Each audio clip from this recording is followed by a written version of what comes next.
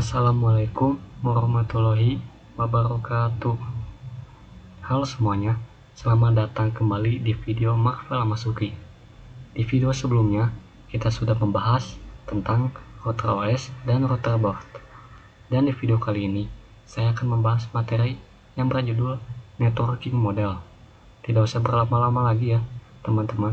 Kita langsung saja masuk ke pembahasan yang pertama. Nah, di pengertian networking model adalah sebuah kerangka kerja yang menjelaskan bagaimana data diproses dan dikirim dari satu perangkat ke perangkat lainnya melalui jaringan. Dengan adanya model ini, proses komunikasi jaringan dapat dibagi menjadi beberapa bagian atau layer, sehingga lebih mudah dipahami. Networking model juga membantu dalam melakukan standarisasi antara perangkat dan teknologi dari vendor yang berbeda, mempermudah troubleshooting, serta membuat alur perjalanan data menjadi lebih terstruktur. Jadi, sederhananya ya, networking model bisa kita anggap sebagai panduan yang menjelaskan bagaimana sebuah data melakukan perjalanan dari pengirim sampai ke penerima. Selanjutnya, kita masuk ke OSI model. OSI model adalah singkatan dari Open Systems Interconnection. Model OSI membagi proses komunikasi jaringan menjadi 7 layer, yaitu pertama, physical layer, yang kedua, data link layer, ketiga, network layer, keempat, transport layer, kelima, session layer, keenam, presentation layer, dan yang terakhir adalah application layer. Setiap layer mempunyai tugas masing-masing dalam proses komunikasi data. Yang pertama, yaitu ada physical. Kita mulai dari layer pertama. Physical layer bertugas menangani transmisi bit melalui media fisik. Contohnya adalah kabel UTP, fiber optik, hub, maupun media fisik lainnya. Pada layer ini, yang diperhatikan adalah melalui bagaimana sinyal atau bit dapat dikirim melalui media jaringan. Jadi, physical layer merupakan bagian yang berhubungan langsung dengan media fisik dalam sebuah jaringan. Yang kedua, ada data link. Data link ini mengatur komunikasi antar perangkat yang berada pada jaringan lokal yang sama. Salah satu hal yang digunakan pada layer ini adalah MAC address. Data pada layer ini disebut sebagai frame. Contohnya, perangkat dan teknologi yang berkaitan dengan layer ini adalah switch, Ethernet, dan VLAN. Jadi, kalau physical layer berhubungan dengan pengiriman bit secara fisik, data link layer membantu mengatur komunikasi pada jaringan lokal. Yang ketiga, ada network. Network ini sangat penting karena berhubungan dengan IP address dan routing. Network layer bertanggung jawab menentukan bagaimana data dapat berpindah dari satu jaringan ke jaringan lainnya. Contoh, perangkat yang bekerja pada bagian ini adalah router. Data pada layer ini disebut sebagai paket. Jadi, ketika kita mengirim data ke perangkat yang berada di jaringan berbeda, proses routing dan pengalamatan IP menjadi sangat penting. Nah, yang keempat, ada transport. Layer ini bertugas menangani komunikasi secara end-to-end. Pada layer ini terdapat dua protokol yang sangat terkenal, yaitu TCP dan UDP. TCP lebih mengutamakan keandalan dalam pengiriman data, sedangkan UDP lebih mengutamakan kecepatan. Contohnya, TCP dapat digunakan ketika data harus diterima dengan lengkap, sedangkan UDP sering digunakan untuk kebutuhan seperti streaming yang membutuhkan komunikasi cepat. Berikutnya adalah session layer. Session layer bertugas mengatur sesi komunikasi antara dua aplikasi. Layer ini membantu memulai, mempertahankan, dan mengakhiri sebuah sesi komunikasi. Jadi layer ini dapat kita ibaratkan sebagai pengatur percakapan antara dua aplikasi agar komunikasi dapat berjalan dengan baik.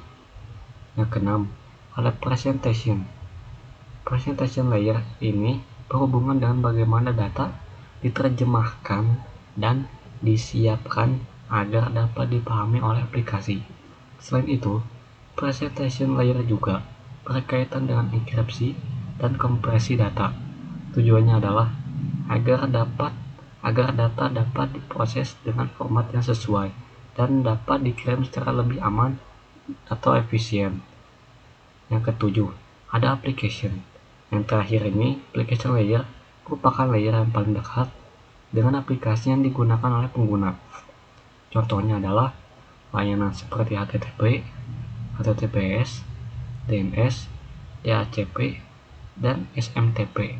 Jadi, ketika kita menggunakan browser atau layanan jaringan lainnya, komunikasi aplikasi tersebut berkaitan dengan application layer.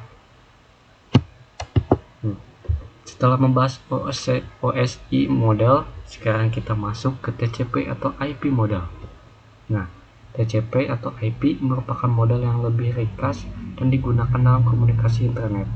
Dalam materi ini, TCP atau IP model dibagi menjadi 4 bagian utama, yaitu application, transport, internet, dan network access. Application pada TCP atau IP menggabungkan fungsi dari beberapa layer atau OSI. Transport memiliki fungsi yang berkaitan dengan transport layer OSI. Internet berkaitan dengan network layer OSI, terutama IP dan routing. Sedangkan network access menggabungkan fungsi physical dan data link. Jadi, TCP atau IP lebih sederhana dalam pembagian layer dibandingkan OSI. Contoh sederhananya, saat menggunakan internet, sekarang kita coba bayangkan contoh sederhananya. Misalnya, saya menggunakan laptop untuk membuka sebuah website. Ketika saya memasukkan alamat website dan menekan enter, permintaan tersebut akan diproses melalui berbagai bagian dalam networking model. Data dari aplikasi akan turun melalui layer-layer yang ada. Kemudian, data tersebut dikirim melalui jaringan, melewati perangkat seperti switch atau router, dan akhirnya sampai ke server tujuan. Di sisi penerima, proses tersebut berjalan kembali secara berlawanan sampai data dapat ditampilkan kepada pengguna. Jadi, sebenarnya ketika kita membuka sebuah website, ada banyak proses jaringan yang terjadi di belakang layar.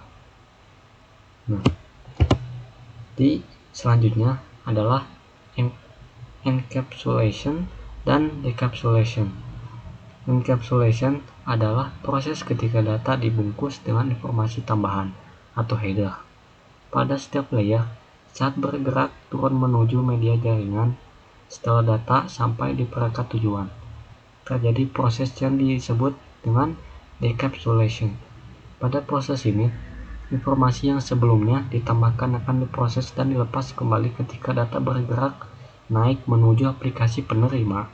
Jadi, secara sederhananya, pengirim ke encapsulation, ke jaringan, ke decapsulation, sampai ke penerima.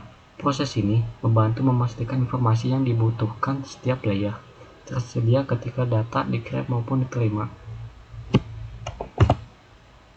Untuk selanjutnya, ada networking model untuk troubleshooting. Networking model juga sangat berguna ketika kita melakukan troubleshooting jaringan. Jika terjadi masalah, kita dapat memeriksa jaringan berdasarkan layer. Misalnya, pada layer pertama, kita dapat mengecek kabel, konektor, dan power. Pada layer kedua, kita dapat mengecek switch, LAN, dan MAC address. Pada layer ketiga, kita dapat mengecek IP address, gateway, ping, dan routing. Kemudian, pada di layer 4, kita dapat memeriksa port TCP atau UDP serta firewall.